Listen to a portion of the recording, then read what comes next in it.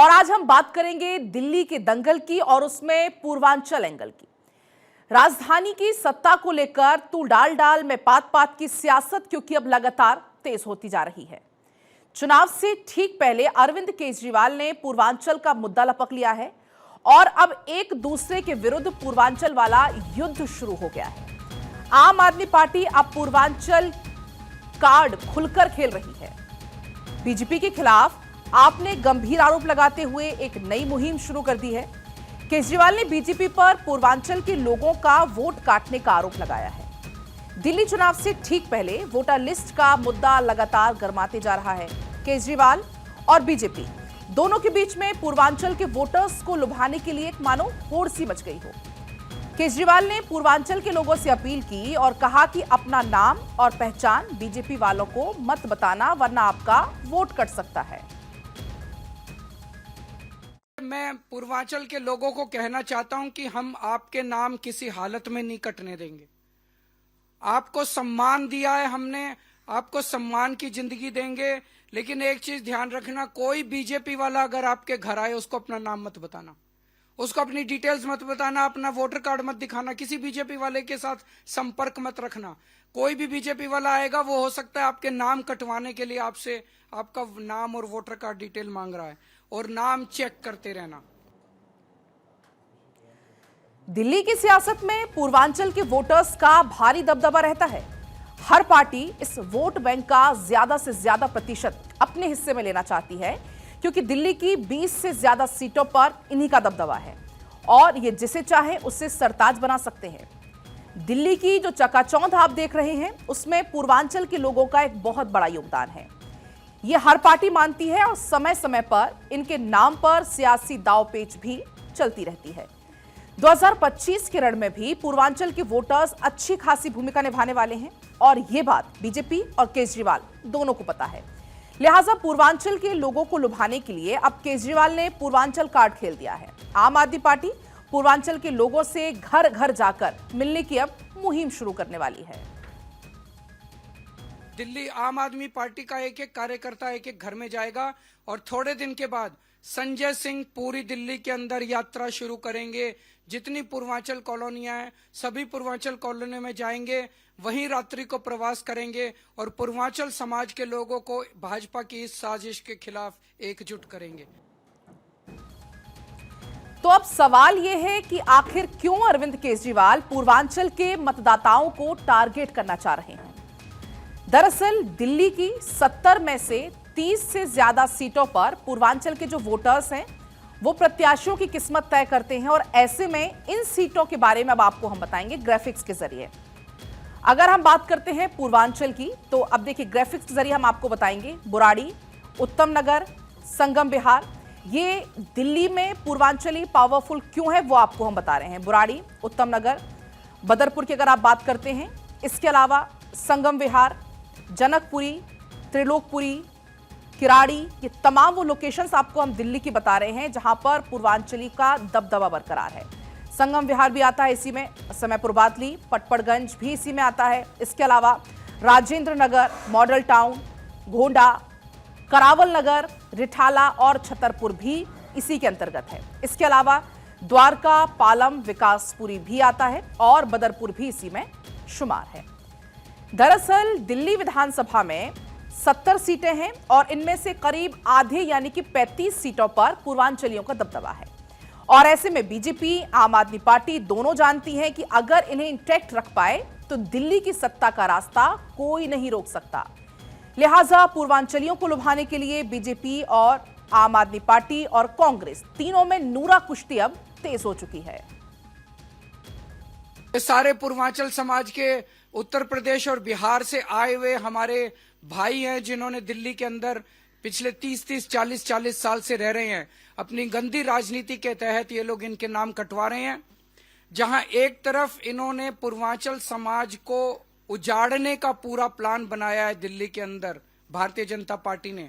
मैं ये कहना चाहूंगा कि जब से आम आदमी पार्टी बनी है हम लोगों ने दिल्ली के अंदर पूर्वांचल समाज को सम्मान देने और उनको बसाने का काम किया है।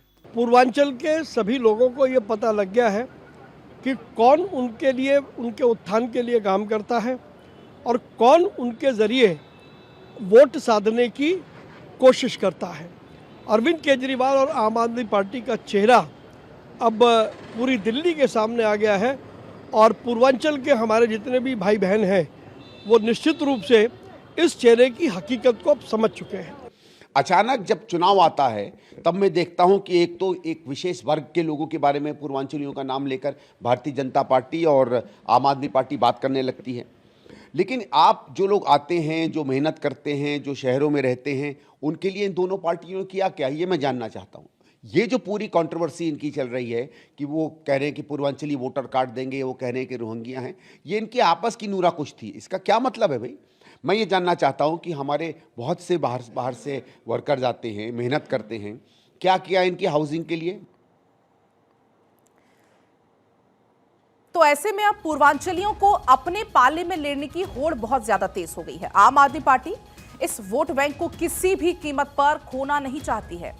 केजरीवाल के सबसे करीबी नेताओं में से एक संजय सिंह अब मिशन पूर्वांचल शुरू करने जा रहे हैं और इसके तहत नॉर्थ इंडियंस के साथ 1-to-1 करने की पूरी प्लानिंग है। क्या है आपका मिशन पूर्वांचल, अब आपको हम वो बताएंगे। दरअसल घर घर अभियान शुरू किया जाएगा आम आदमी पार्टी की तरफ से और जिसमें पूर्वांचल के वोटर्स को साधने की पूरी कोशिश होगी।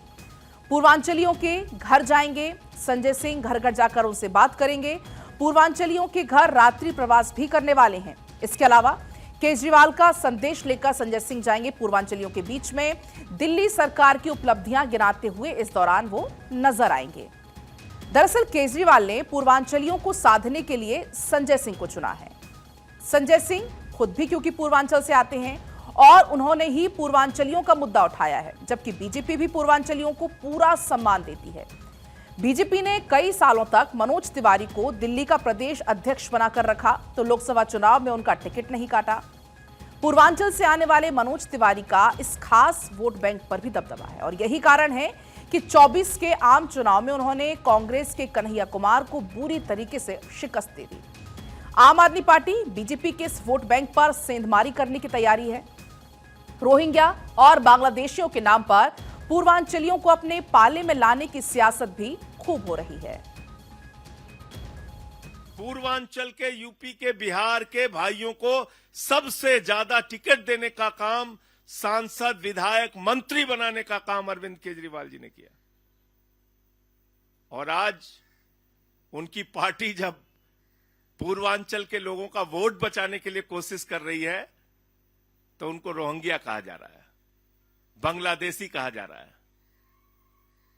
तो इसलिए ये यात्रा बहुत व्यापक तौर पे पूरे दिल्ली में चलाई जाएगी और एक एक घर में एक एक पूर्वांचल भाई के पास यूपी बिहार के लोगों तक अपना संदेश हम लोग पहुंचाएंगे। किसी भी पूर्वांचली से कोई नाम नहीं पूछ रहे, ये जानकर एक बाउंडर खड़ा करने की कोशिश कर रहे हैं। सच ये है कि जो घुसपैठिए हैं बांग्लादेशी और जो रोहिंग्यास हैं, ये उनको शरण देते हैं और उनको प्रोटेक्ट करने के लिए अब पूर्वांचलियों की आड़ ले रहे हैं। और कोई भी पूर्वांचली का, कोई भी दिल्ली शहर का निवासी ये नहीं चाहेगा कि दिल्ली के अंदर रोहिंग्या और बांग्लादेशी तय करे दिल्ली का भविष्य। तो दिल्ली की करीब 40% आबादी बाहर की है और यही सत्ता की चाबी माने जाते हैं लोग। 42% वोटर्स पूर्वांचली हैं और इसी वोट बैंक की मदद से कभी कांग्रेस सत्ता तक पहुंचती रही है। पूर्वांचलियों के लिए कई योजनाएं चलाकर शीला दीक्षित कई सालों तक दिल्ली की सत्ता पर काबिज रही, लेकिन 2012 में आम आदमी पार्टी के वजूद में आने के बाद अरविंद केजरीवाल ने इस वोट बैंक पर कब्जा कर लिया। दिल्ली में भारी तादाद में ऑटो चालक पूर्वांचल से आते हैं और केजरीवाल ने इस वोट बैंक को साधने में भी कोई कोर कसर नहीं छोड़ी है। उन्होंने ऑटो ड्राइवर्स के लिए लोक लुभावन योजनाएं लाकर बता दिया है कि एक खास वोट बैंक पर उनका फोकस थोड़ा ज्यादा है। अब देखिए, जैसे कि बेटी की शादी के लिए 1 लाख रुपए तक की बात कह दी है अरविंद केजरीवाल की तरफ से। इसके अलावा बच्चों के लिए भी फ्री कोचिंग की बात कही जा रही है। इसके अलावा अगर हम बात करें होली दिवाली की, तो होली दिवाली पर वर्दी के लिए खास उनको पैसे दिए जाएंगे।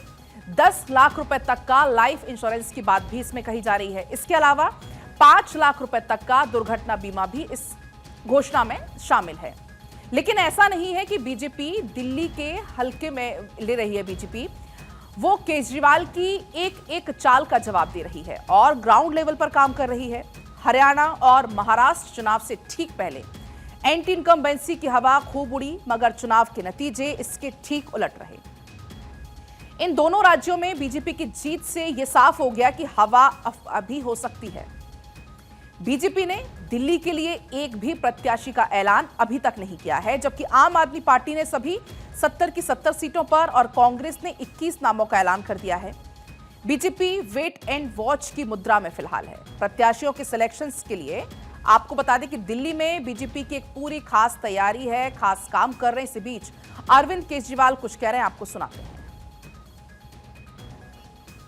दलित समाज के लोग सरकार में हैं, क्या सरकारी अफसरों के ऊपर भी ये योजना लागू होगी? जी हाँ, लागू होगी, क्योंकि मैं नहीं समझता कि कोई सरकारी कर्मचारी भी जो ईमानदारी से काम करते हैं वो भी अपने बच्चों को विदेशों में बिना स्कॉलरशिप के पढ़ाने की हैसियत रखते हैं, उन पे भी ये योजना लागू होगी। तो उन्होंने जो भारतीय जनता पार्टी ने और अमित शाह जी ने उनका मजाक उड़ाया, उसका जवाब आज हम इस योजना से पूरे दलित समाज के लिए दे रहे हैं। बहुत बहुत शुक्रिया। जय जय जय जय जय भीम, जय जय जय जय जय भीम। तो दलितों के लिए यहां पर बोलते हुए, इनके लिए घोषणा का जिक्र करते हुए अरविंद केजरीवाल नजर आ रहे थे। अगर हम बात करें अरविंद केजरीवाल की, तो प्रत्याशियों के चयन में सावधानी, खास रणनीति पर काम किया जा रहा है। अगर हम बात करें बीजेपी की, तो बीजेपी भी एक एक यहां पर जो योजना है एक एक कदम फूक फूक कर रख रही है। अगर हम बात करें बीजेपी की, तो बीजेपी की क्या तैयारी है? प्रत्याशियों के चयन में सावधानी, एक खास रणनीति बनाई जा रही है और उस पर काम किया जा रहा है। हर सीट पर 2 से 3 नाम फाइनल किए जा रहे हैं। दिल्ली बीजेपी ने फाइनल कर लिए हैं नाम, ये कहा जा रहा है, और 70 सीटों के लिए कहा जा रहा है कि करीब 230 नाम फाइनल किए हैं। और अब ये 230 नाम है वो सीईसी को भेजे जाएंगे और अंतिम फैसला फिर सीईसी का होगा। ये सोर्सेज के हवाले से जानकारी इसमें मिल रही है। तो केजरीवाल को काउंटर करने के लिए बीजेपी किन रणनीतियों पर काम कर रही है, अब आप वो जानिए, क्योंकि यह समझना जरूरी है कि पिछले 3 चुनाव का आकलन करते हुए बीजेपी ने इस बार यह तय किया है कि लोकसभा चुनाव के वोटर्स बीजेपी से शिफ्ट होकर आम आदमी पार्टी की तरफ ना जाएं।